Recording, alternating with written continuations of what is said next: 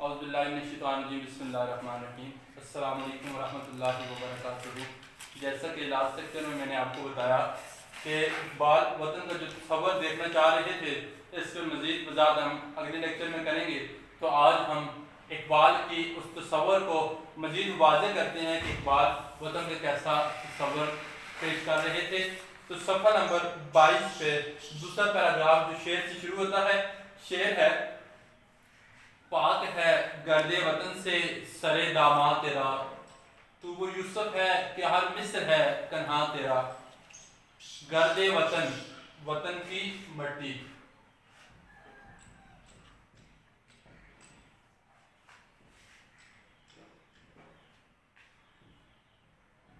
وطن کی مٹی یا وطن کی محبت، کیا معنی دیں گے ہم یہاں پہ؟ وطن کی محبت۔ سرے داماں تیرا، تیرا دامن، دامن کی جمع ہے داماں، پاک ہے اس مٹی سے، تو وہ یوسف ہے کہ ہر مصر ہے کنہا تیرا۔ تنوین استعمال ہو رہی ہے، کنہا یوسف علیہ السلام کی جائے پیدائش، حضرت یوسف علیہ السلام کی جائے پیدائش۔ تنوین کہتے ہیں، پہلے آپ نے پڑھا ہے، کسی تاریخی واقعہ کی طرف اشارہ کرنا۔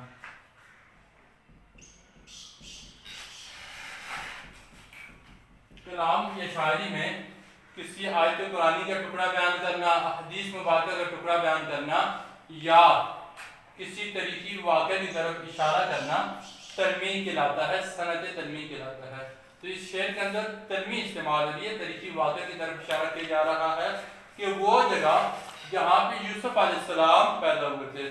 تو اب اس شعر کا مطلب کیا ہے کہ ہے مسلمان، وطن کی محبت سے تیرا دامن پاک ہے، تو جہاں بھی جائے گا، جس خطہ کے اندر بھی جائے گا، وہی تیرا وطن ہے، وہی تیرا خطہ ہے، وہی تیری زمین ہے، اور اسی زمین کو تو اپنے گلے لگائے گا۔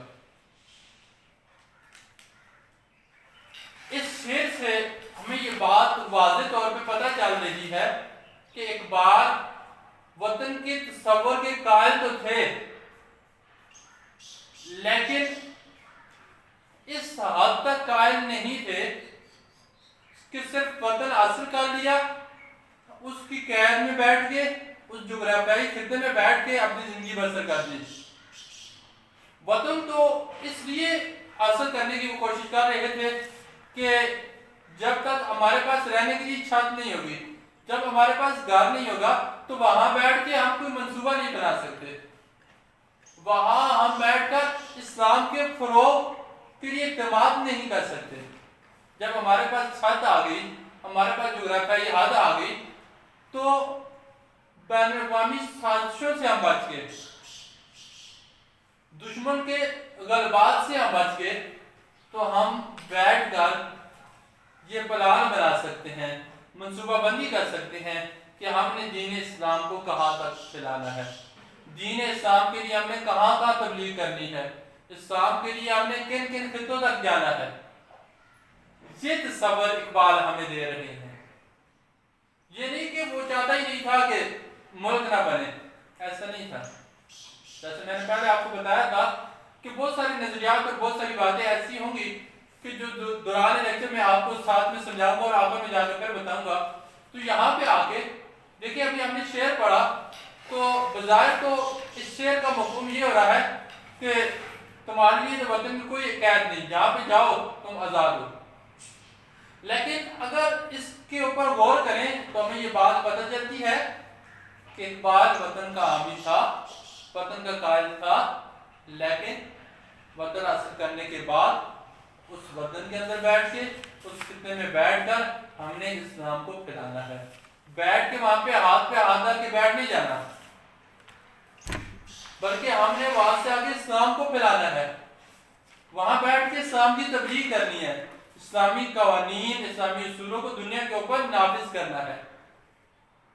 یہ اقبال کا مقصد تھا، یہ اقبال کا مفہوم تھا، یہ اقبال کا محور تھا، اور اسی کے لیے ہمارے بزرگوں نے قربانیاں پیش کی ہیں۔ یہ شعر بظاہر ملک کی جغرافیائی خد و خال کی مخالفت کرتا ہے. ظاہری شکل، خد و خال کہتے ہیں ظاہری شکل کو، ظاہری صورت. لیکن اس کو میں نے آپ کے سامنے وضاحت کر دی کہ وہ یہ نہیں چاہتا تھا کہ ہم ملک حاصل نہ کریں، وہ چاہتا تھا ملک بھی ہو، امن بھی ہو، دین اسلام کے قوانین بھی ہوں، لیکن وہ یہ بھی چاہتا تھا کہ یہاں پہ بیٹھ کے ہم اپنی زندگی نہ گزار لیں، بلکہ اس خطے کے نام سے پوری دنیا میں ہم پھیل جائیں اور پوری دنیا میں اسلام کو روشن کریں. جب ہم پاکستان یا پاکستانی قومیت کی بات کرتے ہیں تو اس شعر کے معنی مطالب ہمیں یہ سوچنے پر مجبور کرتے ہیں کہ آیا اقبال وطن کی محبت کو تسلیم بھی کرتے ہیں یا نہیں. کیوں؟ وطن کو چاہتے بھی تھے کہ یا نہیں، وہ وطن کے قائل تھے یا نہیں. دوسری طرف خود تصور پاکستان کے داعی کی حیثیت سے علامہ اقبال کی ایک خاص اہمیت ہے جو انہوں نے 1930 میں مسلم لیگ کے صدارتی خطبے میں تصور پاکستان کی جھلک ایک امکانی صورت کے طور پر دیکھی تھی. امکانی صورت ممکن ہونا،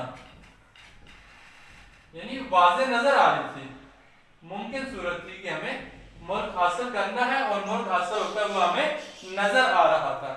یعنی یہ دو سوال ہیں. جیسے میں نے کہا بظاہر اس شعر سے یہ لگ رہا ہے کہ اقبال تو وطن کے قائل ہی نہیں تھے. اگر قائل نہیں تھے تو پھر خطبہ الہ آباد کیوں پیش کیا، مسلم لیگ کے جلسے کی صدارت کیوں کی، تصور پاکستان کیوں پیش کیا. ان سوالات کے جوابات پہلے بھی دے چکا ہوں، پھر آپ کو یہاں اس پیراگراف ختم ہونے کے بعد سمجھا رہا ہوں کہ اقبال وطن کا حامی بھی تھا، وطن سے محبت بھی تھی، وطن کے لیے اس سے کوششیں بھی کی، سیاسی طور پہ بھی بڑی کوششیں کی، ادبی طور پہ بھی بڑی جدوجہد کی، سماجی لحاظ سے بھی اقبال نے بڑی ایفرٹ کی ہے. لیکن وہ یہ چاہتا تھا کہ جب ہمیں ایک خطہ مل جائے، ایک جغرافیائی حد مل جائے، تو جغرافیائی حد پہ ہم ہاتھ پہ ہاتھ ڈال کے بیٹھ نہ جائیں. تھے تو آبا وہ تمہارے ہی مگر تم کیا ہو، ہاتھ پہ ہاتھ ڈالے منتظر کرتا ہو. تو یہ نہیں کہا کہ ہاتھ پہ ہاتھ ڈال کے بیٹھ جاؤ اور کل کا انتظار کرو، نہیں. اس کا خطہ حاصل کرنے کے بعد اصل جدوجہد ہماری شروع ہوگی، اور پھر اصل لڑائی اور اصل جدوجہد کیا ہوگی؟ اس ملک کے اندر امن قائم ہوگا، اس ملک کے اندر بھائی چارہ ہوگا، اس ملک کے اندر اسلامی قوانین نافذ ہوں گے، اور اس ملک کی حیثیت سے، اس ملک کی پہچان بن کے ہم نے پوری دنیا میں جانا ہے.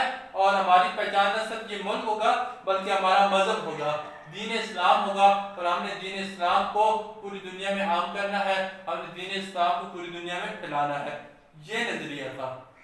شاید اب آپ کو اس شعر کی بھی سمجھ آ گئی ہوگی، اور اقبال کے تصور پاکستان کی بھی سمجھ آ گئی ہوگی، اور اقبال جس وطن کے حامی تھے اس کی بھی سمجھ آ گئی ہوگی، اور اقبال کیسے وطن کے مخالف تھے یہ بات بھی سمجھ آئی ہوگی.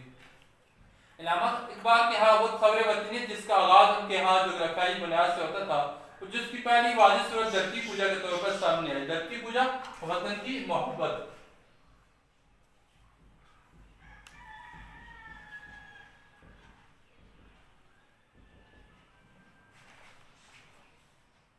دھرتی پوجا کے طور پر سامنے آئی. اسے بہت جلد طے کر کے علامہ نے اسلام کے ضابطۂ حیات کے حوالے سے وطن کے تصور پر غور کرنا شروع کیا. ضابطۂ حیات، زندگی گزارنے کے اصول.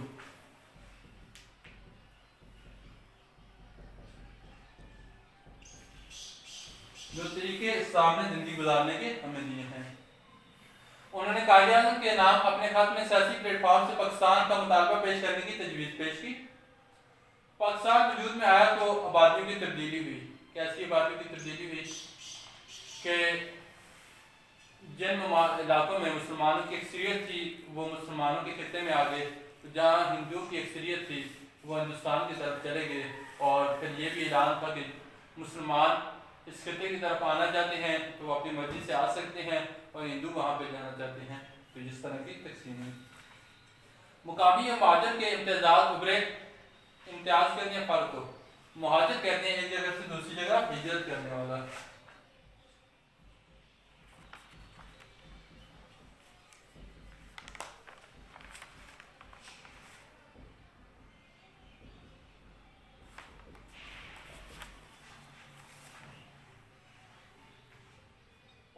تہذیبی سطح پر تغیر اور تبدل کے کئی پہلو ظاہر ہوئے. تغیر اور تبدل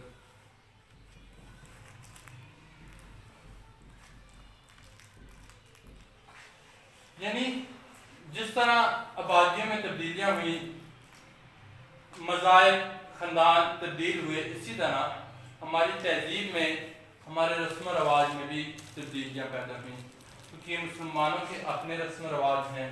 مسلمان اسلامی اقدار کے پیروی کرتے ہیں اور ہندو اپنے مذہبی اقدار کی پیروی کرتے ہیں. ان کے رسم و رواج اپنے ہیں، ان کی مذہبی اقدار اپنے ہیں، ان کے طریقے اپنے ہیں. اصول پاکستان سے پہلے یہ علاقہ وسیع تر برصغیر کا سیاسی حصہ تھا اور یہاں کے بسنے والے مسلمان ہندی مسلمان کہلاتے تھے. اب اس برصغیر میں دو بڑے ملک ہیں، بھارت اور پاکستان. دونوں ممالک میں مسلمان موجود ہیں، اس لحاظ سے بھارت کے مسلمان اور پاکستان کے مسلمان الگ الگ ملکوں میں کے باشندے ہیں. یعنی ہندی مسلمان الگ اور پاکستانی مسلمان الگ. تو ان میں اور پاکستان کے مسلمانوں میں فکر و نظر کی بہت سی مشابہتیں اور کون کون سے اختلافات پیدا ہو چکے ہیں. پاکستانی مسلمانوں کا قومی رشتہ بھارت کے مسلمانوں اور دیگر مسلم ممالک کے ساتھ کیا ہے؟ یہ سوال ہے. تو اس سوال کا جواب انشاءاللہ ہم نے لیکچر میں جا کے دیکھتے ہیں کہ ہمارا دنیا کے مسلمانوں کے ساتھ کیا رشتہ ہے اور بھارت کے مسلمانوں کے ساتھ کیا رشتہ ہے. تو تب تک آپ بھی اس سوال کا جواب ڈھونڈیں. کل انشاءاللہ نئے لیکچر کے ساتھ دوبارہ حاضر ہوں گا تو میں آپ کو اس سوال کا جواب بھی دوں گا. کل تک کے لیے اجازت چاہوں گا. اللہ حافظ. السلام علیکم.